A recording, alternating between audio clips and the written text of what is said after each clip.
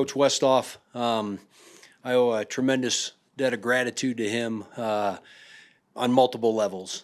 Technique, fundamentals, scheme. Really, when I ended up getting into the league, Mike and I worked together back in the day with the Jets back in 2007. And to get back together here over the last couple years and help shape this unit, which is arguably one of the top 10 in the league, has really been rewarding and special.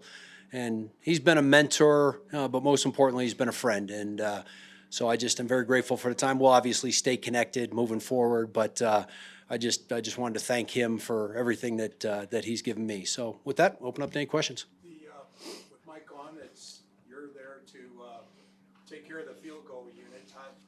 What happened from your point of view, and things you're going to address there? Yeah, there's a handful of things there, Mike. We all work together on it. Give them credit. There was an area there on that left side.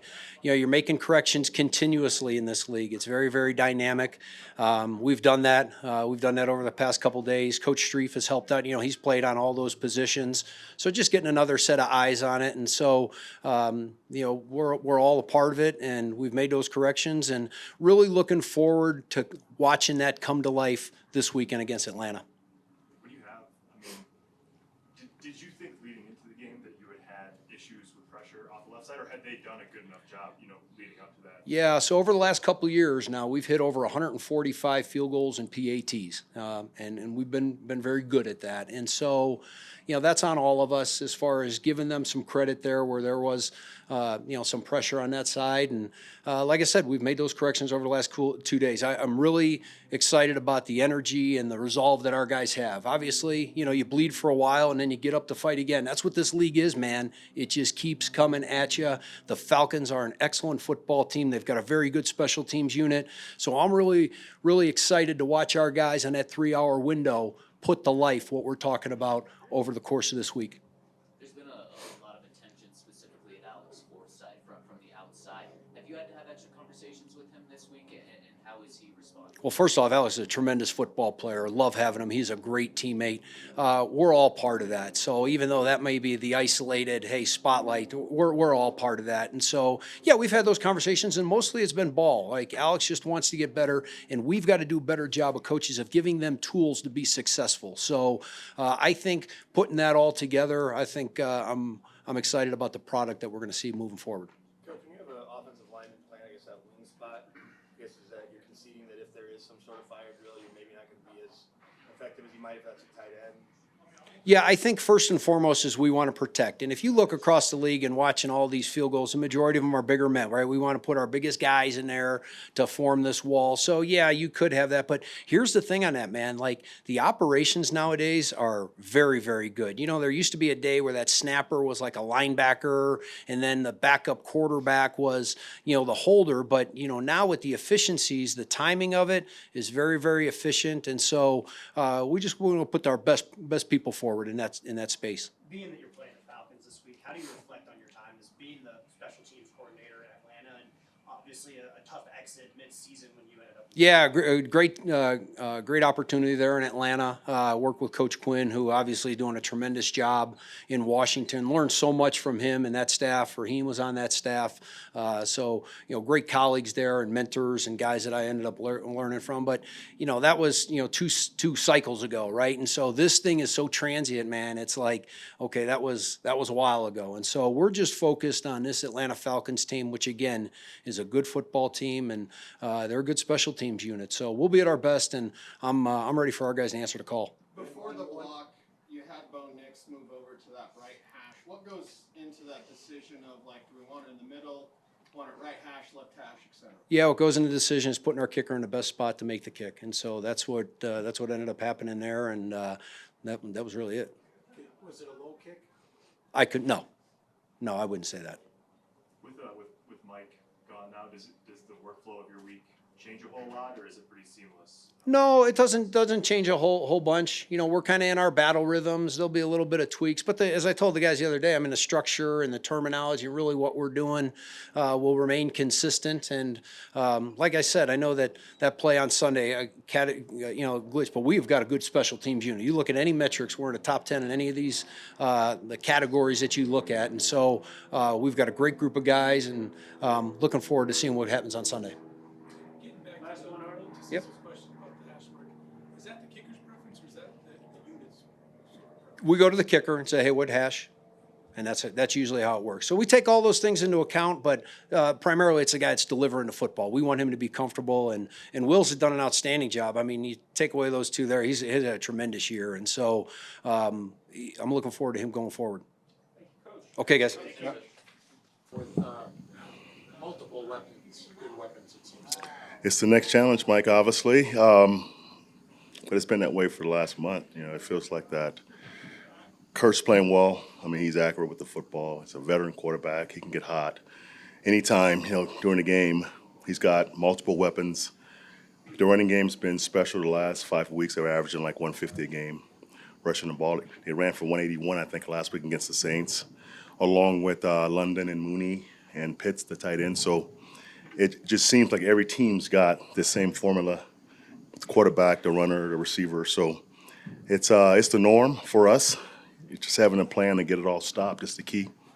What is it that makes Bijan special as a ball carrier, just as a playmaker in general? Well, his physical traits. I mean, he can make you miss. He's tough. He's smart. He's got ball skills. So he's a threat. First, second, and third down. He's a great protector in the pass game. I mean, he's a special player. Obviously, he's young and it's a small sample size, but his talent is it's special and it's different.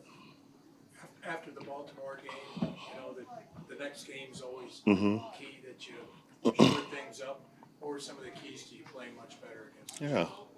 Well, just moving on, Mike. And that's what you have to do in this league. That's now 2 weeks ago, and that game's forgotten. And moving on fast and getting back to work and correcting, what you didn't do well in that game is key. It's never as bad as the score indicates from time to time.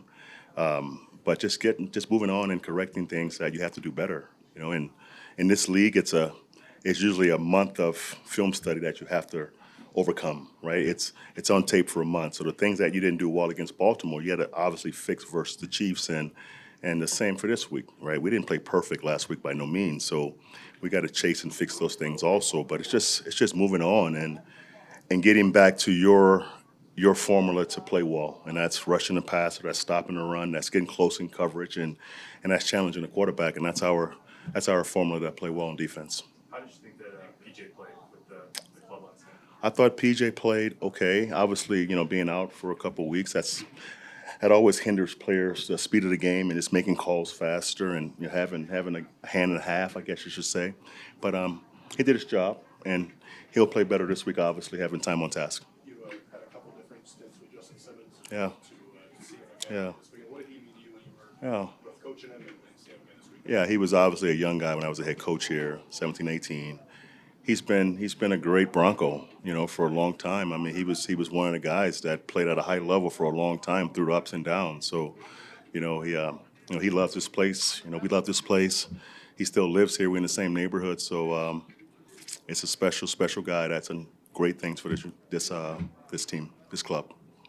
What is it when you face a team that has two backs that are so Mhm. different? Yeah. Because Bijan is everything, and Uh-huh. Algier's kind of a power guy. Yeah. Well, yeah, I mean, that's a challenge, obviously, but you don't change the way you stop the run. Your tackle plan has to be different because obviously with Bijan, I mean, he's everywhere. He is pressing the outside zone, he's spitting it, he's cutting it back. So he's a tough tackle, one-on-one open space. So you need volume to this guy to trap him and get him on the ground. And the big guy, BYU guy, I mean, he is a downhill runner, so you know where he's going to be, but it doesn't make it easy to tackle him. So the tackle plan, the mindset of tackling these guys kind of change. The strategy to stop the run doesn't change, but that individual, how he runs, that does change things. Pat talked yesterday about just the way that they play with sort of one personnel grouping at Yeah. a high rate. Yeah. With That and then also the wide zone. I mean, is it sort of a unique challenge in terms of figuring out what they're going to do with sort of out of the same look? No, that's been around for a while. You know, obviously that's goes back to Coach Shanahan and Coach Kubiak. It's the outside zone system, but they do a good job of using their personnel to look like other personnels.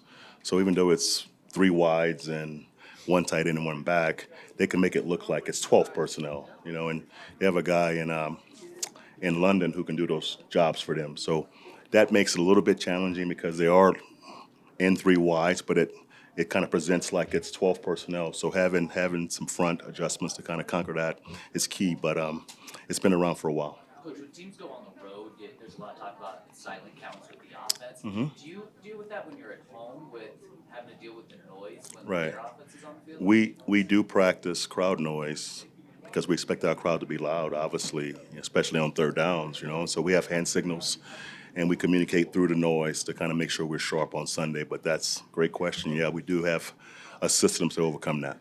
You obviously have had to deal with Lamar and Yeah. Patrick the last couple of weeks. Sure. Now you're dealing with Kirk Cousins, Mm-hmm. entirely different kind of quarterback, Yeah. but he can be equally even more so dynamic. Yeah. What are the challenges when you're facing a quarterback with him that, from the outside looking in, Right. looks a little more limited?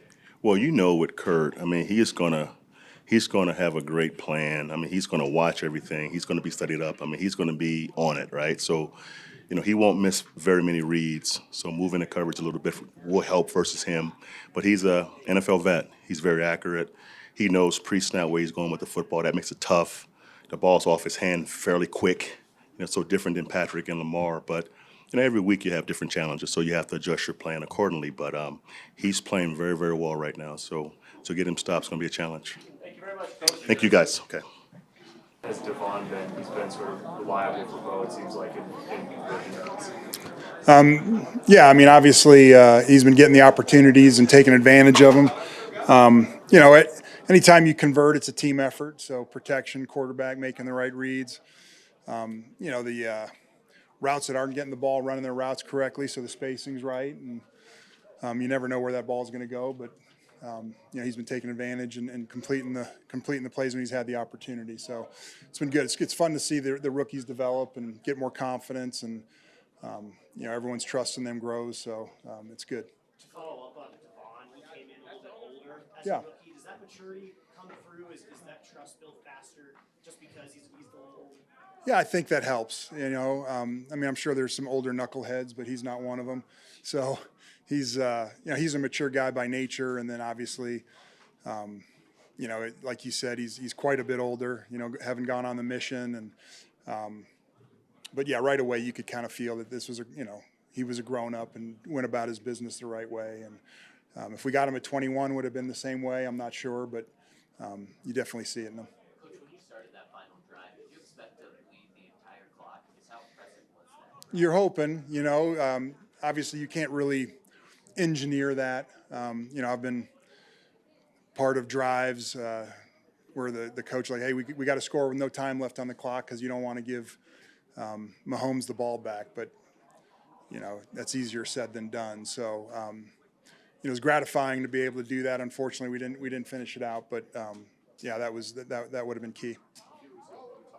Consistency being one of the next steps for him. Yeah. I guess, have you seen a growth there over the last 3 or 4 weeks? Yeah, I think so.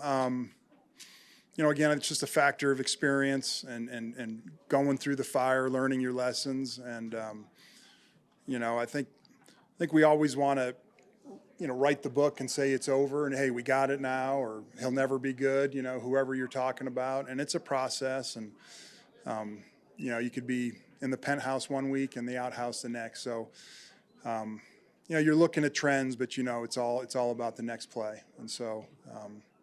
You know, we've seen it a million times where a guy's struggling and everyone thinks he's the worst and he has a great game and now he's like, he's figured it out, and vice versa. So, you know, that all that chatter and everything, you know, you just try to ignore and know that, hey, it's about this next game and about this next play. So. Estimé was your top ball carrier Yeah. this last game. Is he ready to, you know, ready for a full-time load that way going forward? Well, I think if he keeps, running the ball like he did, it certainly appeared like that. He had some success early, and you ride the hot hand. But, we feel good about him. But, we feel good about Javonte. We feel good about Jaleel. But, he was the one that was kind of on the good end of the reps. And, you keep gaining yards when you get the ball. We keep giving you the ball. So, we'll see how it shakes out going forward. But, yeah, I think – he's a big, tough, strong guy, and those guys are built to last. So, yeah, he can definitely handle the carries. What do you see when you look at secondary? Obviously, Simmons is there, but Bates and Terrell as well. Yeah, two really good safeties. I think, Bates has been one of the top safeties in the league. Same with Justin. Obviously we're familiar with him, and instinctive, good player. Terrell, one of the top corners in the league. And so, yeah, it's a strong group, and, we'll have our work cut out for us. Joe, typically with young players, I would imagine you kind of feather them into things. With Bo's maturity, as you talk about each and every week, is there less hesitation to just give more and more to him because he's proven that he can handle this? Yeah, we give him a lot. It's just the nature of this offense. But, I think, he's one of those quarterbacks that you have trust in. Like he generally, I've said it a few times up here, he generally avoids sacks and doesn't turn the ball over. It's how he played college ball. It's how he's, for the most part played since he's been here. And, when you trust a guy like that, it makes it easier to call games and give him stuff because you just feel like, hey, this play will work, but he's not going to turn it over and he's not going to do something stupid. And so, I think there's probably older quarterbacks where you don't feel that way about. And I think that's just kind of the nature of his game, and we're lucky to have him. When you have Corlin said something yesterday about him being sort of, feeling good and confident even in the huddle. How much of, when you talk about reps and experience, is just hearing the call, giving it out in all sorts of environments, and that sort of allows him to be in a better rhythm? Yeah, I think it's huge. I got a couple sons that are learning how to drive a car, right? And they're, seems like it takes them 10 minutes to adjust their mirrors, stuff that when you get experience, you don't even think about. And so as you're watching them, you're like, man, so many variables that happen in driving that as you get experience, you don't have to think about anymore. And I think, when you enter a new offense or a new league, he's transitioning as a rookie, there's a lot of stuff on day one that's, we take for granted maybe, but, for a brand new quarterback, it's, it takes them a while to adjust the mirrors. And so just the more experience you get, just like driving a car, the more a lot of those little details aren't taxing your attention anymore. So, I just think it'll get better and better. How are you in the passenger seat? I'm sorry? How are you in the passenger seat with your kids learning how to drive? I'm good. My wife yells a lot, but I'm good. Yeah.